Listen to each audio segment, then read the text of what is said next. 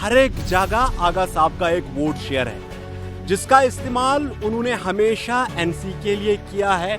आगा साहब का, आगा सईद महमूद साहब का हक बनता है कि वो यहाँ के लोगों को रिप्रेजेंट करे। आगा साहब का एक अहम रोल रहा है और अगर उन्हें आज एनसी ने प्रायोरिटाइज नहीं किया, उनका नाम नहीं रखा, उन्हें नामजद नहीं किया, तो ये एनसी के लिए एक वीकनेस होगी और आप शायद फ्यूचर में यहाँ की सियासी हलचल जो है उसमें भी बहुत सारे चेंजेस आ सकते हैं। राज्यसभा के इलेक्शंस होने वाले हैं और आप बखूबी वाकिफ़ होंगे कि जो रियासती सरकार है उनके पास ये ऑप्शन है कि कम से कम उनके 3 नुमाइंदे राज्यसभा के मेंबर बन सकते हैं। तो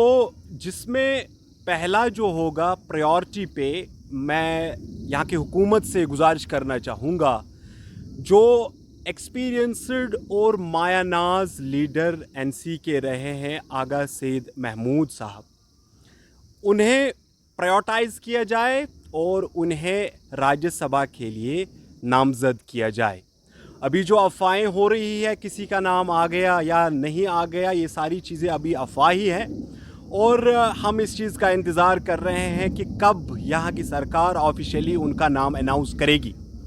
उसमें देखिए ये इशू है कि आगा सईद महमूद साहब के अक्रॉस कश्मीर अगर हम देखेंगे, जो यहाँ की कॉन्स्टिट्यूंसीज़ है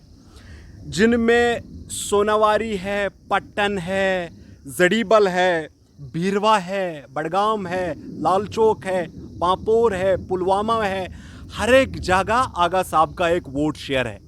जिसका इस्तेमाल उन्होंने हमेशा एनसी के लिए किया है और एनसी को स्ट्रॉन्ग किया है। एक लॉयल इंसान वो रहे हैं जिनकी वजह से एनसी आज इस स्टेज पर है। तो लिहाजा आगा साहब का, आगा सईद महमूद साहब का हक बनता है कि वो यहाँ के लोगों को रिप्रेजेंट करे। और इसके साथ और एक चीज़ मैं ऐड करना चाहूँगा कि आगा साहब की जो फैमिली है, जो उनका ख़ानदान है, अगर आप हिस्ट्री में देखेंगे, शेख मोहम्मद अब्दुल्ला साहब या बड़े बड़े लीडर जो है उनके घर आते थे, उनसे राय वो लेते थे